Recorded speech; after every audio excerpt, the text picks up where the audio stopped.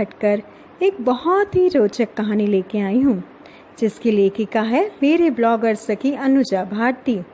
ये कहानी आपको बहुत ही पसंद आएगी। कहानी का टाइटल है गोल्ड मेडल और मंगलसूत्र। कहानी कुछ इस प्रकार से है। आज जब हॉल तालियों की गड़गड़ाहट से गूंज रहा था और मंच पर रूपा जैसे ही पुरस्कार लेने पहुंची तो वहां मौजूद सारे लोगों ने रूपा का जोरदार स्वागत किया। बाहर से आए मंचासीन पदाधिकारी ने जब रूपा से कहा कि श्रीमती रूपा शुक्ला जी, आज आप उम्र के 56 साल में इतनी बड़ी गैर सरकारी संस्था से जुड़कर मात्र 2 साल की मेहनत से लड़कियों को शिक्षित कर देश ही नहीं बल्कि विदेश में भी अपनी नई पहचान बनाई है, आपको कैसा लग रहा है? इसका श्रेय आप किसे देना चाहेंगी? रूपा ने माइक पकड़कर अपनी सफलता में योगदान सबसे पहले अपनी इकलौती संतान राशि और दामाद करण को दिया, जिसकी प्रेरणा और उम्र के इस पड़ाव पर बिटिया की शादी करने के बाद अपनी जिम्मेदारी से मुक्त होकर अपने लिए जीना सीखा, कुछ करना सीखा, साथ ही बिखरे पंख समेटकर फिर से उड़ना सीखा। सभी लोगों ने रूपा शुक्ला की बेटी और दामाद को भी गर्व से देखा और उन दोनों को भी माला पहनाकर स्वागत किया।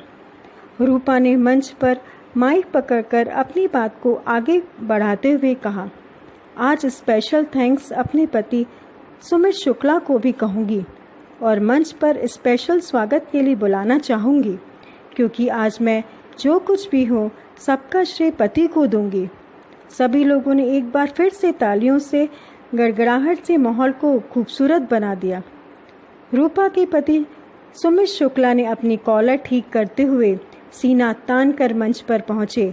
इतने में भरी सभा में मंच से आवाज आई, चटाक चटाक चटाक। वो थप्पड़ और कोई नहीं, रूपा ने ही मिस्टर शुक्ला को मारा था। सुमित शुक्ला ने अपने गालों को दोनों हाथों से सहलाने लगा और नज़र शर्म से झुक गई। कुछ कह नहीं पा रहा था और ना ही कुछ समझ पा रहा था।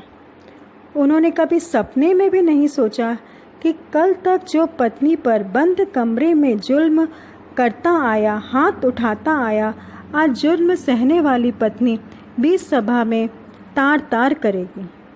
माहौल बिगड़ चुका था। सभी लोगों ने अपनी कुर्सी छोड़कर खड़े हो चुके थे। इतने में रूपा की बेटी ने फिर से अकेले तालियां बजाईं। रूपा ने माइक पकड़ते बातों को आगे बढ़ाते हुए कहा, ये मेरे पति हैं और मैं आज इतनी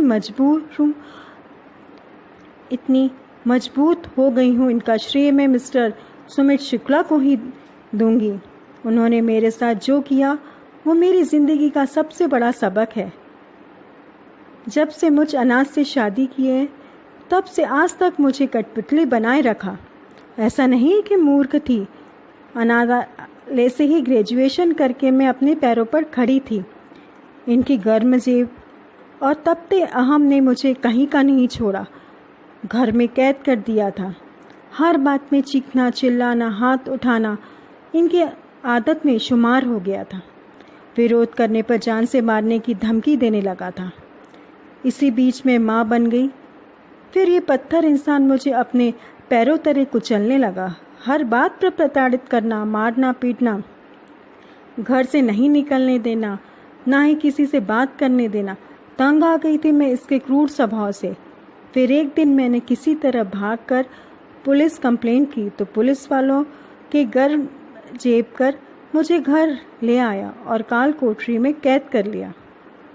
कई बार मेरी नन्ही सी बेटी ने कहा, मम्मी भाग चलो, ऐसे पापा के साथ नहीं रहना। मैं बेटी के मुंह देखकर बेबस हो जाती थी। बेटी को देखकर ही जी रही थी और बड़ी होने का इंतज़ार करने लगी कि बेटी की शादी कर चैन से मर सकूं। ना ही मुझे 1 रुपया देता था, ना ही ज़रूरत का कोई सामान। मुझे बाई बनाकर खुद अय्याशी करने लगा। मेरे मन में नफरत के कोपले तो कब से फूट चुके थे। वही कोपले समय के साथ पेड़ बनकर तब्दील हुए। बेटी की पढ़ाई पूरी हो गई। बेटी भी इन हालातों में पलकर बड़ी हो गई। साथ ही योग्य वर देखकर हाथ पीले किए। फिर मुझे हिम्मत मिल गई। बेटी और दामाद ने मिलकर मुझे अपने लिए जीना सिखाया, कुछ करना सिखाया, अत्याचार के खिलाफ आवाज़ उठाना सिखाया। मैं चाहती तो घर पर ही थप्पड़ खींच सकती थी, पर नहीं, ये इंसान 25 सालों तक मेरे वजूद, आत्मसम्मान पर थप्पड़ मारकर मुझे तोड़ता आया रहा। आज मेरा स्वाभिमान मुझे भरी सभा में इस इंसान को थप्पड़ मारने के लिए झंझोर दिया। हर पल कहता था, निकलो हमारे घर से। आज मैं खुद इसके घर और ज़िंदगी दोनों से ही निकल रही हूँ। बंद कमरे में मुझ अनाथ पर एहसान की गर्मी दिखाते हुए थूकता था, आज मैं 20 सभा में इसके मुंह पर थूकती हूँ। आज मैं अनाथ होकर भी अपनी अलग पहचान बनाई हूँ। देश ही नहीं, विदेश में भी लड़कियों को अपने हक के लिए लड़ाई, हिंसा के खिलाफ आवाज़ उठाना सिखा रही हूँ। मुझे अपने लिए आवाज़ उठाने में देर ज़रूर हो गई, क्योंकि मैं अनाथ और मजबूर थी। आज मैं ना ही अनाथ हूँ, ना ही मजबूर और ना ही कमज़ोर, क्योंकि मेरे साथ मेरी माँ बनकर मेरी बेटी खड़ी है और दामाद मेरे ढाल बनकर खड़े हैं। साथ ही आप सभी शुभचिंतकों के अलावा पूरी दुनिया मेरे साथ है। आज मैं जो कुछ भी हूँ, मुझे ज़रा अफसोस नहीं है आज मैंने जो कुछ भी किया, क्योंकि आज मैं एक अहंकारी मर्द के अहम को दुनिया के सामने उसी के तरीके से चकनाचूर की हूँ। अब मैं इतनी सक्षम हूँ कि अपना घर बना सकती हूँ, साथ ही अपने जैसे कई अनाथों, बेसहारा को घर और नई जिंदगी दे सकती हूँ। मैं अब आगे का संपूर्ण जीवन समाज सेवा में गुजारूंगी, ना कि गुलाम बनकर। यही मेरा धर्म और वचन है।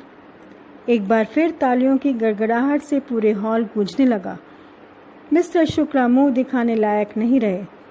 रूपा ने गले में दिखावटी मंगलसूत्र उतारकर मंच पर ही गोल्ड मेडल पहना और जीवन भर के बोझ से मुक्त हो नए सिरे से अपने जीवन की शुरुआत में लग गई। फ्रेंड्स, थी ना ये रोचक कहानी? अगर आपको ये कहानी पसंद आई हो तो प्लीज़ उसे लाइक ज़रूर कीजिए और मेरे चैनल को सब्सक्राइब ज़रूर कीजिए। धन्यवाद। फ्रेंड्स, अगर आपने अभी तक मेरे चैनल को सब्सक्राइब नहीं किया है तो पहले चैनल को सब्सक्राइब ज़रूर करें। इस चैनल में आपको मिलेंगी मेरे द्वारा लिखी गई कहानियाँ, आर्टिकल और कभी टेस्टी और हेल्दी डिश की रेसिपीज़।